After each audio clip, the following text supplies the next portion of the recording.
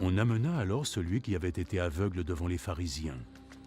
Le jour où Jésus avait fait de la boue et lui avait redonné la vue était un jour de sabbat.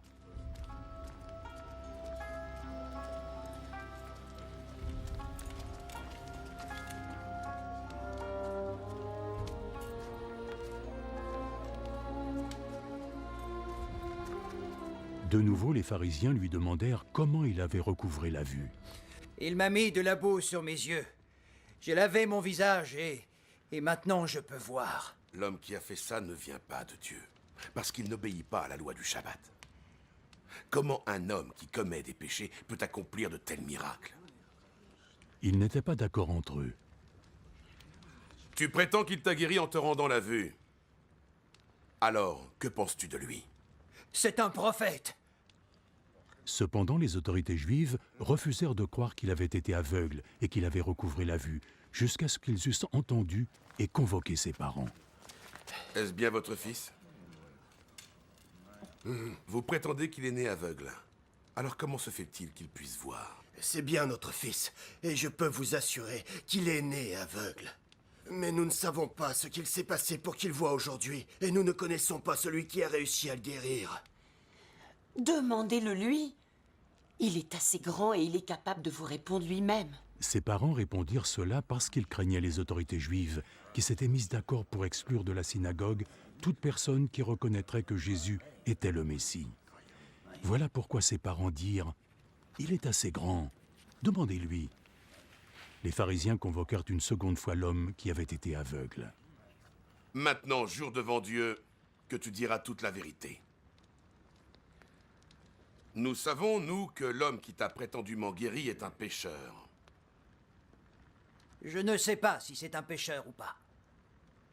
Il y a une chose que je sais. Avant, j'étais aveugle. Et maintenant, je vois.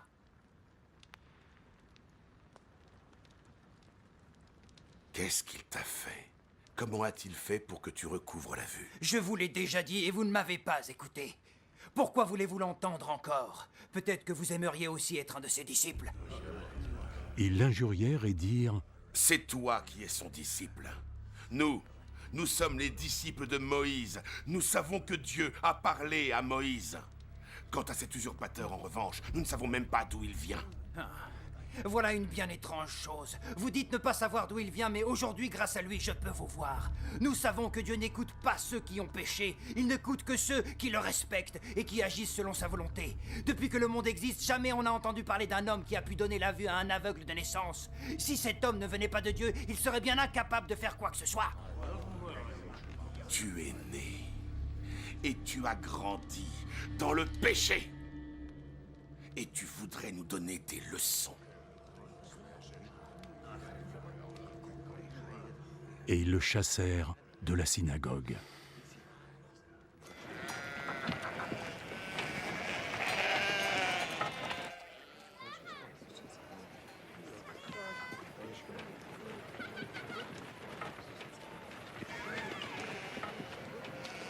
Quand Jésus apprit ce qui s'était passé, il alla trouver l'aveugle. Est-ce que tu crois au Fils de Dieu? Dis-moi qui il est, Seigneur, afin que je puisse croire en lui. Mais tu l'as déjà rencontré. C'est celui qui te parle en ce moment même.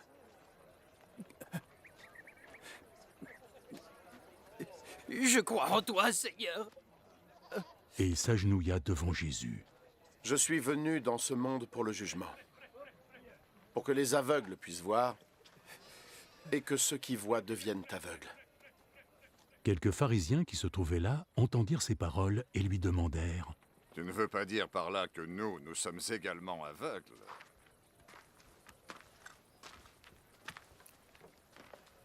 Si vous étiez aveugle, vous seriez innocent. Mais puisque vous dites que vous pouvez voir, c'est que vous êtes encore coupable.